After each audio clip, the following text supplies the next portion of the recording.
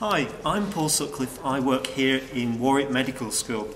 Now, I'm from a very ordinary background. I went to an ordinary comprehensive school. I did my A-levels in a little area just around Lancashire, and I went to York University.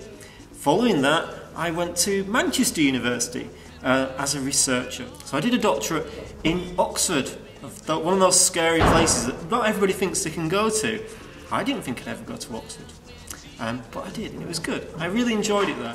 I also had the privilege of going off to Australia for a part of my PhD in Perth in Australia. So as a researcher, you don't just stay in one university, you might travel around a bit. And I had the joy of working with children with ADHD in Perth. When I finished my PhD, after 3 years of long and hard slogging work, I went off to Sheffield. And I worked in the School of Health and Related Research doing secondary research. Now what that is when you get other people's data, you collect it together, and then you review that evidence, you synthesize that evidence, you pool the evidence together from what other people have been doing, and then you make a judgment, you make a decision about whether something's effective or not effective.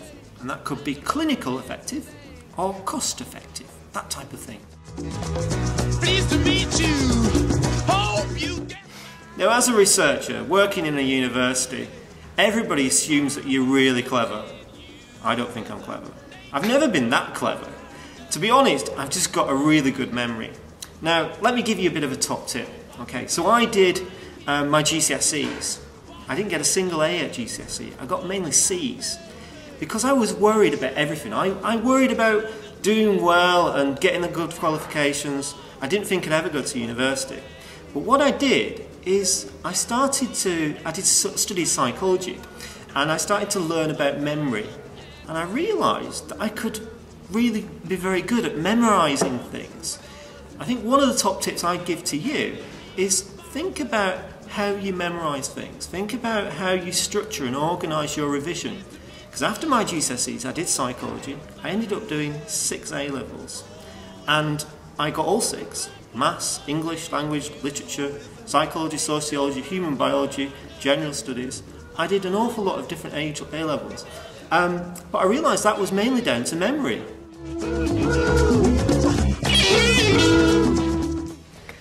Okay, so what do I like most about being a researcher?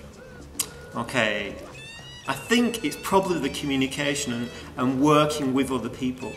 I've had the joy and the privilege of working with so many families, young people, academics, clinicians, from all sorts of different backgrounds, a real multidisciplinary subject.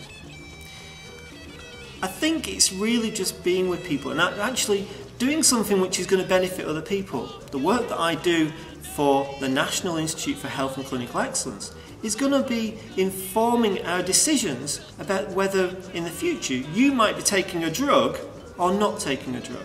So i.e. if you develop cancer, it might be that the work that we've done here to determine whether it's clinically and cost effective is actually going to be used in the future to determine whether you can use that for your cancer treatment.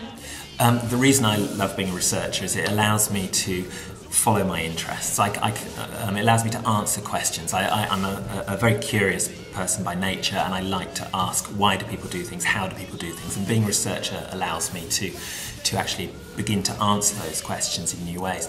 And it also opens up other avenues. So I've done work with television, looking at how we can get messages across through television. I've done work with the Department of Health and Government, and so I work on the NHS website, so I can begin to not only answer questions about people, why and how people do things, but also I can then begin to change how the government and how the NHS actually provides things for people. And every day is a different and a new challenge. I get to travel around the world and do all sorts of different things. I've been to Australia several times. I've been to lots of different conferences, and I have lots of wonderful people around the world that I can go and speak to about work, about research. I've actually got a fantastic job because I'm I'm learning on a daily basis about new things. When you come into this job, the thing that you've got to realise is that you don't know it all. You're constantly learning from other people and digesting that enthusiasm of other people as well. I've had the opportunities on several occasions to actually work on television.